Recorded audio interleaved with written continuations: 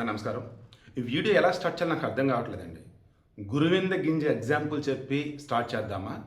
లేక ఈరోజు వైసీపీలో ఉన్నటువంటి చదువుకున్నటువంటి ఎమ్మెల్సీలు కూడా వాళ్ళు ప్రవర్తిస్తున్న విధానాన్ని చూపి స్టార్ట్ చేద్దామా? లేకపోతే ఏపీలో ఉన్నటువంటి విద్యాశాఖ అఫీషియల్గా రిలీజ్ చేసిన డేటా గురించి మాట్లాడదామా?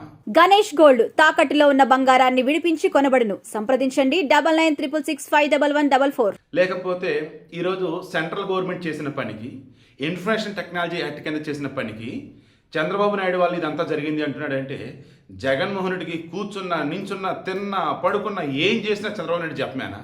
అసలు ఏంటి? ఈరోజు ఇన్ఫర్మేషన్ టెక్నాలజీ యాక్ట్ అని ఒకటి ఉందిగా మన ఇండియాలో, మీకు తెలుసా? మీరైనా, నేనైనా, ఎవరైనా, ఎక్కడైనా కానీ అడ్డదిడ్డంగా సోషల్ మీడియాలో అసత్యాలను ప్రచారం చేస్తూ ఉంటే, అడ్డదిడ్డంగా పోస్టులు పెడుతూ ఉంటే, as per information technology act ఎవరైనా కానీ దాని మీద కనుక కేసు పెట్టినట్టయితే అది క్రాస్ చెక్ చేసిన తర్వాత ఆటోమేటిక్గా సెంట్రల్ గవర్నమెంట్ ఎవరైతే దానికి మెయిన్ ఓనర్స్ ఉన్నారో, ఫర్ ఎగ్జాంపుల్ మెటా సంస్థ, ఇదేది ఈ ఫేస్బుక్, ఇన్స్టాగ్రాము, మెసెంజర్ వీళ్ళదే, ఓకేనా? దెన్ ఆటోమేటిక్గా వాళ్ళకి నోటీసులు వెళ్ళిపోతాయి. అరే పలానా వాళ్ళు పలానా పోస్ట్ పెట్టాడు రా బాబు, ఇది వచ్చేసి అసత్యం రా బాబు, మేము ఆల్రెడీ ధృవీకరించామని చెప్పేసి ప్రెస్ ఇన్ఫర్మేషన్ బ్యూరో వాళ్ళు లేదా ఫ్యాక్ట్ చెక్ వాళ్ళు చెక్ చేసి చెప్పారు. అప్పుడు వాళ్ళు ఆటోమేటిక్గా ఏం చేస్తారు? ఆ పోస్ట్ని తీసేయమని చెప్తారు, లేదా ఆ పోస్ట్ వాళ్ళే తీసేస్తారు. అదే రిపీట్ అవుతున్నాయి, రిపీటెడ్ కంప్లైంట్ వస్తున్నాయి. అప్పుడు వాళ్ళకంటూ కొన్ని బైలాస్ ఉంటాయి. ఏ కంపెనీకి అయినా కానీ ఫస్ట్ తప్పు, రెండో తప్పు, మూడోసారి అంటే వాళ్ళ కాదు. అంత ఎందుకండి, యూట్యూబ్ ఛానలే తీసుకుందాం. ఒకళ్ళ కంటెంట్ ఒకళ్ళు పెట్టారనుకోండి, కాపీరైట్లు పడతాయి. 3 కాపీరైట్లు 90 days లోపల పడే ఛానల్ ఎగిరిపోయింది. తర్వాత వైలేషన్ కంటెంట్ ఉండేది, కొన్ని పదాలు వాడకూడదు, కొన్ని సీన్లు చూపించకూడదు, కొన్ని విజువల్స్ మీరు డైరెక్ట్ డిస్ప్లే చేయకూడదు. అలా చేసినప్పుడు యూట్యూబ్ కమ్యూనిటీ గైడ్లైన్స్ కింద వచ్చేసి స్ట్రైక్ పడిపోయింది. ఇలా స్ట్రైక్ పడితే 90 రోజుల్లో 3 స్ట్రైక్లు పడితే ఛానల్ ఎగిరిపోయింది. తర్వాత మెడికల్ మిస్ఇన్ఫర్మేషన్ అని చెప్పేసి ఒకటి ఉండేది అనమాట. As per medical misinformation policy కూడా మీరు కనుక మన కరోనా సమయంలో ఆయుర్వేద ఆనందయ్యకి సంబంధించి ఎవరైతే వార్త వచ్చారో అన్ని ఛానల్స్ స్ట్రైకులు పడ్డాయి, ఇంక్లూడింగ్ నాది, కావ్యాస్ మీడియా అన్నీ పడ్డాయి అనమాట. అప్పుడు ఏంటని అడిగితే మెడికల్ మిస్ఇన్ఫర్మేషన్, కరోనాకి సంబంధించి ఆయుర్వేద ఆనందయ్య మందు అన్నాడు, ఇది అంతా ప్రమోట్ చేశారు, అది తప్పు కదా, కరోనాకి ఇంకా మందు రాలేదు అని చెప్పేసి స్ట్రైకులు పడేశాడు. సో బేసిక్ కదా ఇదంతా. అలా ఇప్పుడు ఫేస్బుక్ ఉందండి, ఎవరిది? ఈ వైఎస్ఆర్సీపీ అఫీషియల్ పేజీ. వాళ్ళు ఏం చేస్తున్నారు? అడ్డదిడ్డం కదా, మొన్న కేంద్ర సంస్థలకు సంబంధించి వాళ్ళు ఇచ్చిన డబ్బు ఏదైతే ఉందో, అమరావతిలో కేంద్ర సంస్థలకు సంబంధించి బిల్డింగ్లు కడటం కోసం కొంత డబ్బులు కేటాయించారు. అప్పుడు పర్ స్క్వేర్ ఫీట్ 4,000 చిల్లర 5,000 చిల్లర పడుతుంది అది అన్నట్టుగా ఒక లెక్క ఇచ్చారు. బట్ చంద్రబాబు నాయుడు కడుతున్న దానికి స్క్వేర్ ఫీట్కి అవుతున్న ఖర్చు 20,000 30,000 అంటూ ఘోరాతి ఇది వేసి పడేశారు. దాంతో ఇది మిస్ఇన్ఫర్మేషన్ అంటూ వేసుకున్నాడు మెటావాడు. బుద్ధి రావాలా? రాలా. ఆ తర్వాత డిఎస్సి పోస్టులకు సంబంధించి హడావిడి చేశారు. డిఎస్సి పోస్టులు ఈరోజు ఏపీ విద్యాశాఖ సంబంధించి ఐఏఎస్ ఆఫీసర్లే బ్రహ్మాండంగా రిక్రూట్మెంట్ అంతా అయిపోయింది, ఎక్కడెక్కడ అక్కడ ప్లేస్ అయ్యారు, హ్యాపీగా వచ్చే పాఠాలు చెప్తున్నారు. ఇంతలో ఈ వైసీపీ వాళ్ళు వచ్చేసి వాళ్ళు డబ్బులు పెట్టి పోస్టులు కొన్నారన్నాడు, తర్వాత పేపర్ లీక్ అయిందన్నాడు, ఏదేదో చేశాడు. బట్ ఏంటంటే హార్జెంటల్ రిజర్వేషన్ అంటే ఏంటో తెలియక వాళ్ళు చేసిన కంపు అది క్లియర్ అయిందా? ఇక నెక్స్ట్ స్పోర్ట్స్ కోటాకు వచ్చాడు.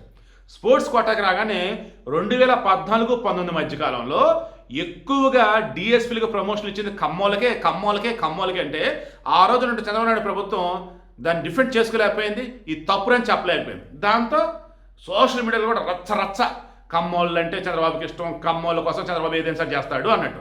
దాంతో బీసీ ఎస్సీ ఎస్టీలో కూడా ఒక రకమైన నెగిటివ్ ఫీలింగ్ వచ్చేసి వైసీపీని నమ్మి ఓట్లు వేసి పడేసి తీరా ఏమైందంటే సంకన ఆగిపోయారు అంతా. ఇప్పుడు రియలైజ్ అయ్యారు, కూటమి ప్రభుత్వం గెలిపించారు. ఇప్పుడు జగన్ ఏం చేస్తున్నాడు? మరలా కమ్మోళ్ళకే ఎక్కువ టీచర్ పోస్టులు ఇచ్చాడు. ఏ రకంగా? స్పోర్ట్స్ కోటాలో మొత్తం 302 పోస్టులు ఉంటే అత్యధికంగా కమ్మోళ్ళకే ఇచ్చాడు. ఎగ్జామ్ లేదు. తీరా క్లియర్గా రిలీజ్ చేస్తే మెరిట్ బేస్ మీద ఇచ్చున్నారు. అందులో అత్యధికంగా ఎస్సీ ఎస్టీ బీసీలకే 86% పోస్టులేమో వచ్చినాయి వాళ్ళకి. సో సబ్జెక్ట్ కష్టం కొంచెం అటు ఇటు ఉండొచ్చు. ఓసీలకు సంబంధించి అప్రాక్సిమేట్లీ 42 పోస్టులు వచ్చాయి. ఈ 42లో కూడా కాపులకి 16 పోస్టులు, రెడ్లకు 10 పోస్టులు, కమ్మకు వచ్చేసి 9 పోస్టులు, తర్వాత వైశ్యకి 2, క్షత్రియకి 2, బ్రాహ్మణికి 2, తర్వాత ముస్లింకు 1. సో ఇది వచ్చినటువంటి పోస్టులు. యాజ్ పర్ రిజర్వేషన్ వెళ్ళారు, యాజ్ పర్ మెరిట్ వెళ్ళారు, అన్ని పర్ఫెక్ట్గా పక్కాగా వెళ్తే ఇందాక కూడా మరల ఎవరో ఎమ్మెల్సీ వచ్చేసి పోస్ట్ పెట్టాడు. ఏమని?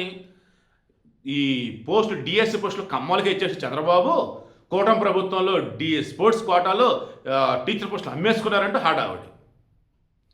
ఇవన్నీ చూస్తూ బుద్ధి బుర్రాకి నన్ను ఎవడైనా ఉంటాడా? క్రాస్ చెక్ చేసి ఎన్నిసార్లు చెప్పినా బుద్ధి రాదని చెప్పేసి తీసి అవతల పడేస్తాడా లేదా? అలా వైఎస్ఆర్సీపీ సోషల్ మీడియా అకౌంట్ తీసి లేపి అవతల పడేశారు. ఏది ఫేస్బుక్, అది ఇండియాలో కనపడదు, మళ్ళీ అబ్రాడ్లో ఉంటారు కదా, ఎవరైనా ఉంటే చూసుకోవచ్చురా. సో అది యాక్చువల్గా మిస్ ఇన్ఫర్మేషన్ అక్కడ మన దగ్గర, మిగతా దగ్గర కూడా మిస్ ఇన్ఫర్మేషన్, బట్ అక్కడ ఎవరు చూడరు కదా, ఇక్కడ చూస్తారు కదా. అందుకని ఇండియాలో ఆ ఛానల్ పేజ్ని బ్లాక్ చేసి పెట్టేశారు, హైడ్ చేసి పెట్టేశారు. క్లియర్గా సెంట్రల్ గవర్నమెంట్ ఇచ్చినటువంటి గైడ్లైన్స్ ప్రకారం, as per information technology act ప్రకారం మేము ఫాలో అయ్యాం, ఆ పేజ్ని కనపడకుండా చేసాం వాళ్ళు చెప్పారు. ఈ ఇయర్ స్టార్టింగ్లో ఇన్స్టాగ్రామ్ పేజ్ వైఎస్ఆర్సీపీ వాళ్ళది సేమ్ బాబుదు. ఇన్స్టాగ్రామ్ కానీ ఫేస్బుక్ కానీ వాట్సాప్ ఇవన్నీ కూడా మెటా సంస్థ వాళ్ళవి. సో ఇప్పుడు జగన్మోహన్ రెడ్డి ఏమంటాడు, పత్రికా స్వేచ్ఛ ఉంది, వాక్ స్వాతంత్రం ఉంది, చెప్పేది ఉంది, మేము క్వశ్చన్ చేస్తాం, ఏదేదో అంటాడు. అదేమంటే గొంతు నొక్కుతుంది. ఎవడు గొంతు నొక్కాడు? ఎవడు నొక్కాడు?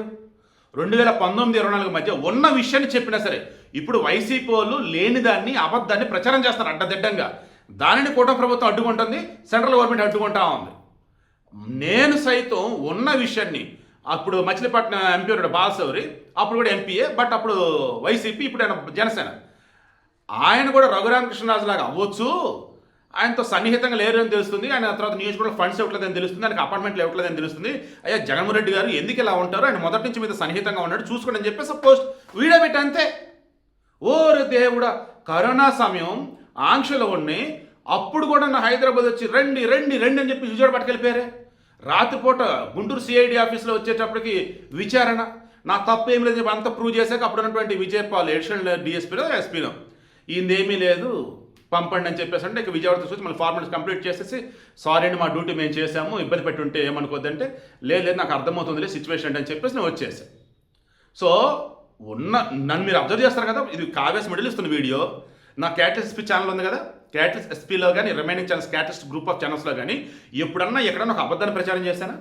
నా వల్ల ఒకవేళ ఏదైనా పొరపాటు చేస్తే క్షమాపణ అని చెప్తా, నా వల్ల ఏదైనా పొరపాటు చేస్తే వీడియో కూడా నేను తీసేస్తా.